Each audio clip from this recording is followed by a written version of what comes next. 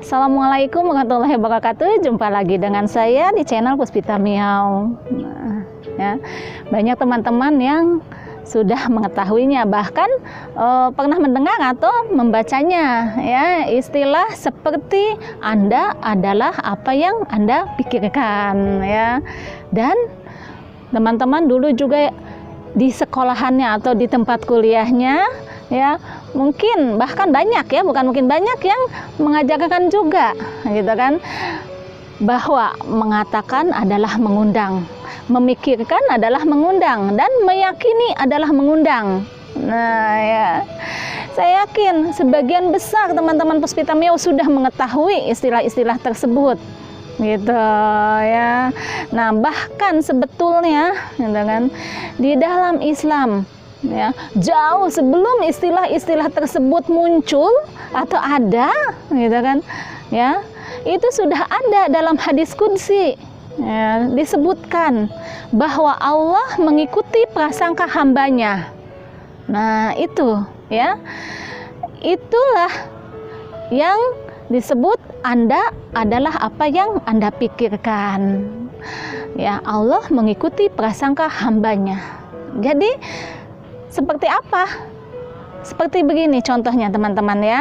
Jadi kalau misalkan teman-teman ya memikirkan, mengatakan dan meyakini bahwa teman-teman memiliki penyakit yang berat, gitu kan, itu ataupun misalnya memiliki masalah gangguan di sekitar dada atau jantung, misalnya merasanya sakit jantung misalnya seperti itu, gitu ya, maka yang akan terasa oleh teman-teman pun misalnya seperti keluhan-keluhan di sekitar dada, gitu ya, seperti debar-debar gitu kan, atau seperti nyeri gitu.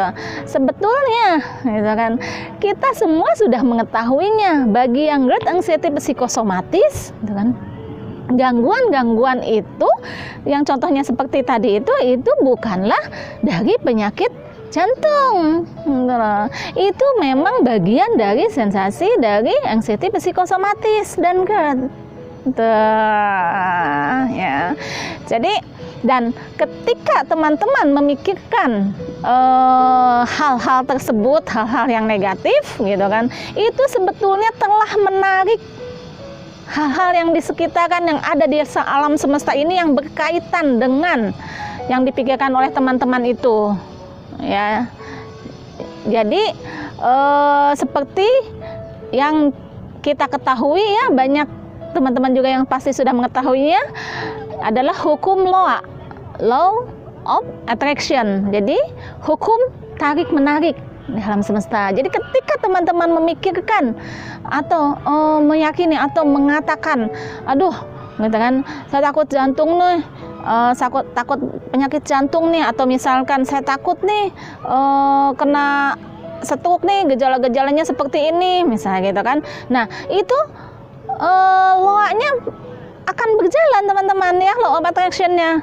Ya, tentu nanti tuh akan ada, entah itu berita di TV, entah itu mendengar dari berita di teman, entah itu yang dibaca oleh teman-teman gitu loh, entah itu informasi dari mana, itu akan sampai kepada teman-teman. Seperti itu. Karena apa yang teman-teman pikirkan dan katakan itu telah menarik hal-hal tersebut. Nah, jadi sekarang adalah pilihan teman-teman sendiri ya, untuk memikirkan, mengatakan dan meyakini hal-hal yang baik atau positif, ataukah hal-hal yang negatif. Kalau teman-teman selalu memikirkan, mengatakan dan meyakini hal-hal yang negatif, nah itu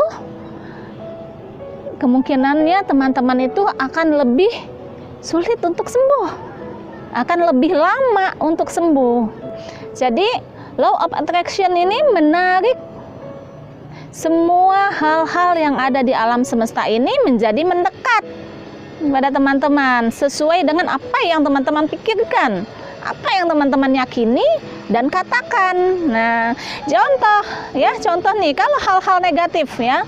Contoh kalau hal-hal negatifnya, misalkan teman-teman berpikirnya itu bahwa anxiety psikosomatis itu tidak bisa sembuh atau tidak akan sembuh, maka itulah yang akan terjadi pada teman-teman. Seperti itu. Ya. Jadi pilihan. Ya. Tentu saja lebih baik memilih mengatakan ya, lalu memikirkan dan meyakini yang positif-positif, yang baik-baik ya. Yakin, pikirkan dan katakan saya pasti sembuh, maka itulah yang akan datang pada teman-teman semua. Seperti itu ya. Dan mulai juga untuk merubah semua perkataan teman-teman yang sifatnya negatif, dirubah untuk lebih positif ya. Jadi jangan berpikirnya, jangan selalu mengatakan, jangan selalu memikirkan, apalagi meyakini bahwa teman-teman itu selalu penuh dengan sensasi gitu kan. Selalu setiap hari dikatakan, misalnya ya, berulang-ulang dari pagi sampai ke malam seperti itu. So mengatakan saya merasakan misalnya kelayangan saya berasa terus, kelayangan saya masih ada terus misalkan, atau dada kiri saya nyeri, debak-debak gitu kan, ini terasa terus debak-debak, sini masih sering ngomong ke si A, ngomong ke si B, ngomong ke si C, ngomong di semua grup seperti itu, misalnya seperti itu. Nah, bukan seperti itu gitu ya.